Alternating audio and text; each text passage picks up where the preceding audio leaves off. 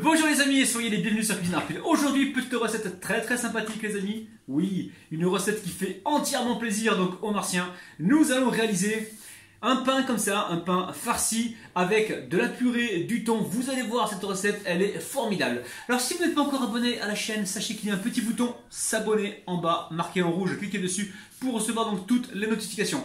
Les amis, je vous invite à passer à la recette. C'est parti. Alors pour réaliser cette pâte, c'est vraiment très facile. Il va vous falloir de la farine, un œuf, de l'huile d'olive, de la levure sèche boulangère, un yaourt, de l'eau tiède, du miel, du sel. Alors vous inquiétez pas, je vous dirai donc les quantités exactes en milieu de vidéo. Sinon vous avez le détail en bas de la vidéo dans la barre d'infos. Alors très facile. Au fond de la cuve, je mets donc l'eau tiède.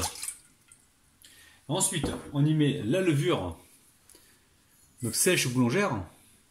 Tout de suite, on va mettre la farine. Vous allez voir, cette recette, elle est super facile.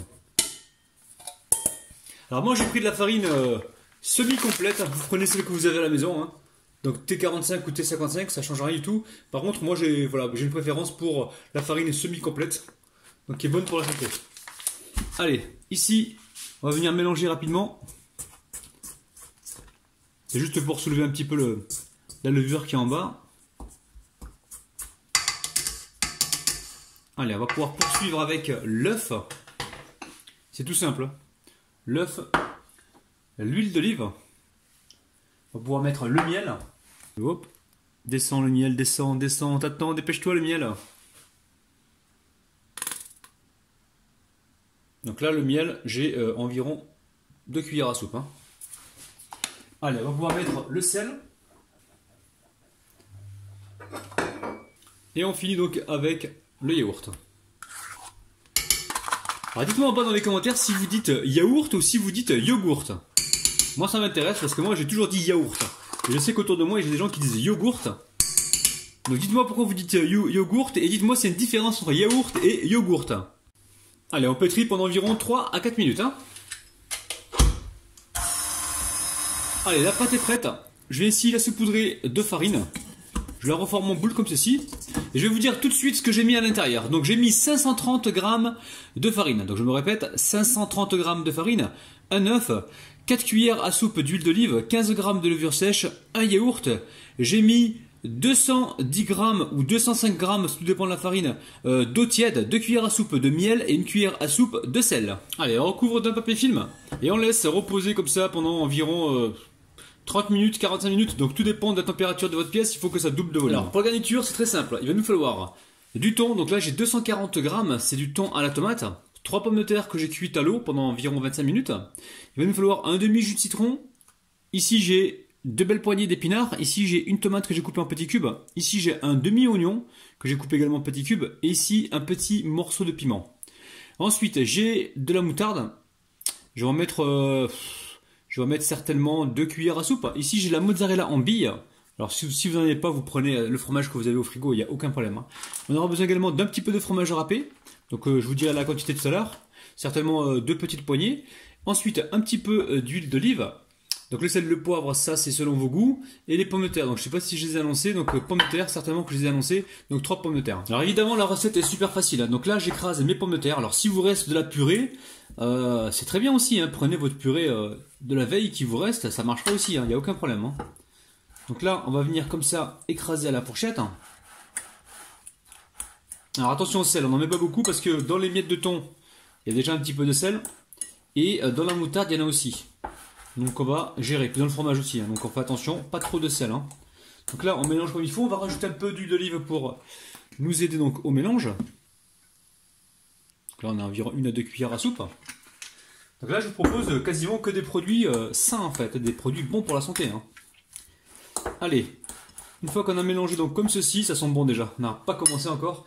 On va venir y mettre donc les épinards. Alors vous pouvez prendre du persil, hein, si vous n'en trouvez pas. Donc épinards hachés finement comme ça. La tomate coupée en petits dés. Vous récupérez la pulpe pour faire soit une soupe ou soit vous la mangez directement. Ne jetez rien. Et là on a le piment vert. On y ajoute le sel. Donc le sel, moi je préfère voilà, mettre un petit peu au départ et en rajouter donc tout à l'heure. Ici je viens poivrer. On remet du poivre. On va venir y mettre la moutarde. Là on a environ 2 belles cuillères à soupe, hein. pouvez mettre de l'ail dans la recette si vous voulez, du gingembre frais aussi, ça marche. Il n'y a aucun problème. Ici, je viens presser mon demi-jus de citron. Allez, on vient mélanger. Allez, je vais mettre le thon.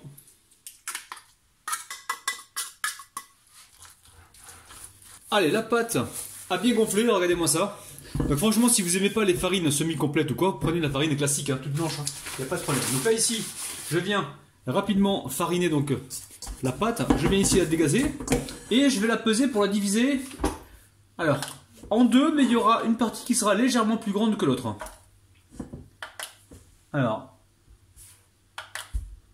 j'ai mis ça à 0 et je vais venir donc peser ma pâte. Alors, combien elle fait la pâte? Ouais, elle fait à peu près 1 kg la pâte. On va la diviser en deux. Donc un côté, qu'est-ce qui va être plus grand que l'autre? Alors, je vais repeser. Hop là. Là on met à 0. Hop. 480. 480. Et celui-ci, il fait 460. Ben, je vais garder celui-ci pour le bas. Là j'ai récupéré donc le moule à tarte que vous connaissez certainement déjà. Je l'ai beurré donc sur le fond et sur les côtés. Donc là pour l'instant je vais m'attaquer donc à la pâte. On va venir ici fariner le plan de travail et l'étaler donc un peu plus grand que mon moule à tarte. Alors on va voir si c'est plus grand que le moule à tarte. Donc là il est légèrement plus grand, c'est exactement ce qu'on veut. Donc là, hop là, je récupère ma pâte autour du rouleau, hop, et je vais la disposer directement, hop là, dans mon moule à tarte. Alors on va essayer de rééquilibrer tout ça. Alors attention de ne pas avoir une pâte trop fine, hein, parce qu'après ça serait sec, ça risque d'être sec. Alors ici je viens faire des trous donc à l'aide de la fourchette. Donc quelques trous pour éviter que la pâte ne gonfle. Allez, on récupère notre farce et on va venir la disposer directement dedans. Alors, il faut savoir que la farce maintenant est froide, hein, il faut la travailler froide. Si elle est trop chaude, attendez que ça refroidisse. Hein. Vous allez voir, cette recette, elle est facile, elle est originale, elle est super bonne. Ils sont fous ces martiens, ils ont de ces idées, c'est un truc de dingue. Mais le problème, c'est qu'ils veulent du vert partout, alors je suis obligé de mettre des épinards, je suis obligé de mettre du persil. Tout ça pour eux, c'est un truc de dingue. Bon, en même temps, ils vous apportent des idées, donc c'est pas perdu. Alors, bien entendu, vous allez pouvoir mettre des olives dans cette recette. Si vous aimez ça, faites-vous plaisir, mettez des olives. Je dis franchement, cette recette, je la sens bien, moi. Je sens que je vais encore me régaler. Mais alors là, moi, si c'est pas avec mes abdominaux, je les verrai jamais. Ensuite, je vais faire un truc complètement bizarre. Vous allez dire, mais pourquoi il fait ça? Regardez, je fais des trous comme ça. Hop, hop, hop, hop, hop, hop, hop, hop. J'en fais un peu partout. Et là, je récupère mes petites billes de mozza et je viens les enfoncer à l'intérieur. Oh là là là là! Mais c'est un génie ce rabinou là! C'est pas moi le génie, hein, c'est les martiens. Moi, je ne fais que appliquer ce qu'ils me disent. Hein. Alors, on récupère ici du fromage râpé. Oh là là là là! Mais c'est quoi cette recette martienne? C'est un truc de ouf, les amis là! Oh là là là là! Bon, j'en connais un qui va se régaler. Hein. Je sais pas vous, mais alors moi, j'en suis presque sûr. Hein. Alors ici j'ai un jaune d'œuf avec une cuillère à soupe de lait. Je mélange le tout pour faire la dorure. Hein. Alors ici je récupère mon pinceau et je viens mettre de la dorure donc sur le contour de la pâte. Allez, je mets ça de côté pour l'instant sans abîmer donc le contour de la pâte. Ici je récupère mon second pâton. On va venir ici donc le fariner. Et on va pouvoir donc l'étaler. On a encore un peu de farine.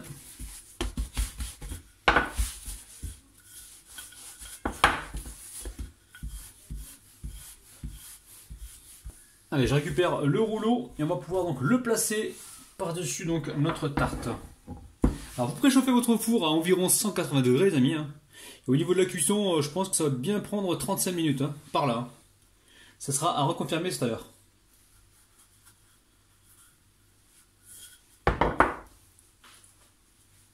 Alors j'ai une abonnée qui m'a dit l'autre jour d'utiliser le rouleau pour couper la pâte. C'est vrai que moi je le faisais avec le couteau.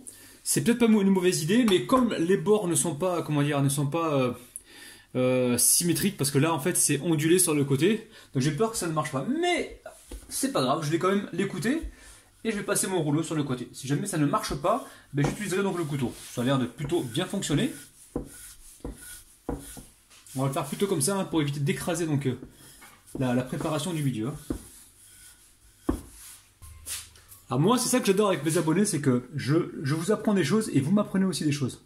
Et ça pour moi c'est super. Allez, on retire le contour. Alors il me reste un morceau de pâte ici, on va s'en servir comme décoration. Hein.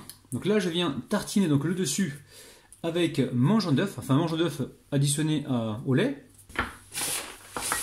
Allez, je vais étaler ma pâte, je vais en prendre pour l'instant que la moitié. Ne vous inquiétez pas, si vous avez un surplus de pâte, il n'y a aucun problème. Hein. Vous le mettez à cuire au four, hein, ça vous fera du pain.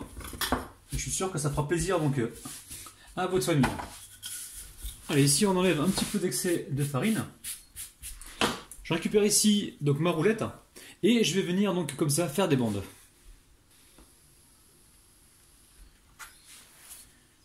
On va séparer tout de suite. Allez, on va disposer les bandes par-dessus. Alors on va les mettre, les plus grandes, on va les mettre ici directement. Alors vous n'êtes pas obligé de le faire, ça, moi il me reste un peu de pâte. Mais si vous vous débrouillez bien, il ne vous restera pas de pâton. Hein. Parce que là je les ai étalés peut-être un peu trop fins. C'est pour ça qu'il me reste des pâtons. Mais arrangez-vous vous pour pour tomber pile poil.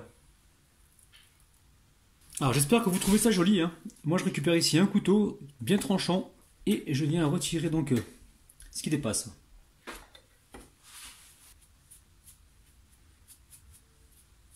Allez, direction le four. Les amis, regardez-moi ça, c'est un truc de dingue. J'en reviens pas. Alors n'oubliez pas, juste avant d'enfourner les amis, très important, il faut faire des trous comme j'ai fait là. Vous voyez là, j'ai fait des trous. Très important, faites-le, sinon votre pâton va gonfler. Moi j'ai mis ça au four, ça commence à gonfler, je me suis rappelé que j'avais oublié de mettre les trous. Donc faites des trous avec la fourchette hein, pour justement permettre à l'humidité de s'échapper et ainsi empêcher donc le gonflement. Alors, une fois que vous avez fait ça, donc faut pas oublier de bien beurrer donc votre plat à tarte. Vous passez comme ça un petit coup de couteau, là gentil, là, juste pour décoller ce qui aurait pu se coller. Et là, on va venir donc démouler donc ce pain. Alors avec souplesse et délicatesse, comme d'habitude. Ici, je dépose par-dessus, hop là, le moule. Je vous montre le dessous, regardez-moi ça. Alors pour la première fois, j'ai cuit donc ça au gaz, parce qu'en fait j'ai un four électrique et comme j'ai reçu grâce à vous donc un four à gaz, j'ai cuit ça donc sur le four à gaz, c'est nickel. Donc j'ai allumé juste en bas. Hein. Allez, je pose une deuxième assiette par-dessus et hop, bismillah, hop là, je retourne gentiment. Hey, hey. Regardez-moi ça, c'est un truc de dingue les amis, c'est un truc de fou. Une fois que c'est sorti du four, vous laissez refroidir tranquillement. Moi, je laissais au moins 30 minutes refroidir. Hein. Allez, au niveau du temps de cuisson, tant que j'y pense. Alors, temps de cuisson, au total, j'en ai eu pour environ 25 minutes. Donc moi, j'ai un four, j'ai essayé le four à gaz. Je l'ai cuit au minimum parce qu'en fait, j'ai pas compris encore comment il marchait. Mais à mon avis, c'est du 180 degrés ou 175 degrés et certainement pour 20-25 minutes. Après, vous surveillez et vous regardez chez vous. Si jamais vous voyez que ça prend une coloration trop rapide, vous mettez une feuille d'alu par-dessus ou de papier sulfurisé justement pour éviter que ça crame. Allez, assez parlé, on passe tout de suite aux dédicaces. Je dédicace aujourd'hui Naël, Marie, Sarah, Fatma, Bineta, Mounia, Sheima, Fleur, Merwan, Gabriel et Tina les amis. Oh là les amis, Allez, dans quel sens je vais le couper? Allez, je vais te couper dans ce sens-là. Bon, on verra. J'espère que je n'ai pas donné le tournis. Hein.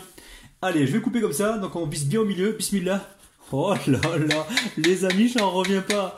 Ah, ces martiens, ils sont tarés, hein, je vous jure. Hein. C'est un truc de dingue. Oh là là là là là là là. Allez, c'est un truc de dingue. Allez, comme le veut les amis, la tradition, nous allons compter jusqu'à 3. J'essuie le couteau d'abord. Oh là là là. Oh là là là là. Je suis fier de moi et je suis fier de vous. C'est un truc de dingue. Allez, on essuie le couteau correctement. On récupère la part. Bismillah, on ne sait pas ce que c'est. Hein. Si c'est un dessert ou un plat salé. 1, 2, 3. Les amis, c'est un truc de malade. On sait pas ce que c'est, si c'est une pizza, si c'est un pain farci, on sait pas ce que c'est un pain martien, c'est sûr. Regardez-moi ça, la garniture à l'intérieur, c'est un truc de malade. Bon, mais c'est parti pour la dégustation. On sait pas ce que c'est un objet non identifié, mais alors là, qu'est-ce que c'est bon, c'est un truc de dingue. Avec le thon, le citron. Franchement, refaites la recette, vous allez vraiment être surpris, hein. C'est super bon, c'est un truc de malade. Alors cette vidéo est terminée. Alors si vous aimez les recettes de pain farci, sachez qu'il y a sur ma chaîne beaucoup de recettes à base de soit des brioches farcies, soit du pain farci, soit des crêpes farcies. Donc faites-vous plaisir, allez checker donc mes autres vidéos. Si vous n'êtes pas encore abonné à la chaîne, je vous mets le petit bouton juste là, donc cliquez ici. Vous allez apprendre énormément de choses. Pensez à me laisser des petits pouces vers le haut, pensez également à partager la recette. Et sachez que moi j'ai passé un très bon moment en votre compagnie et que je suis très impatient de vous retrouver, pas demain la famille, mais après-demain à 10 h. Ciao les amis.